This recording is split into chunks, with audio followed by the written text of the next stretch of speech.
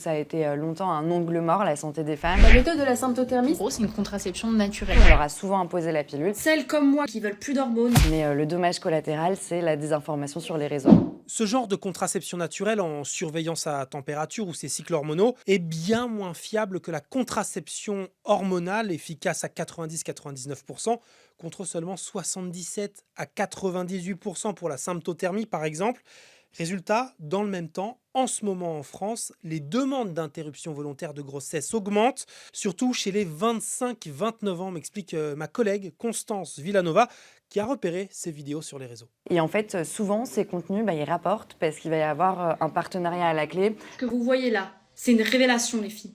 Et je pèse mes mots. Parfois pour une application ou pour une alternative en fait à la pilule. Et ce business-là, il puise aussi beaucoup dans la désinformation. Est-ce que vous saviez que l'OMS a classé la pilule comme cancérogène groupe 1 au même titre que l'alcool et le tabac? Et en fait, c'est faux parce que la pilule, alors elle est bien classée cancérogène par l'OMS depuis 2005, mais elle ne provoque pas les mêmes dommages que le tabac par exemple.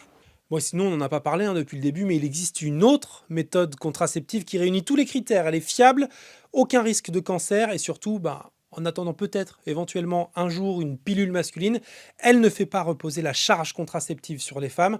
C'est le préservatif, mais là aussi, son utilisation est en recul.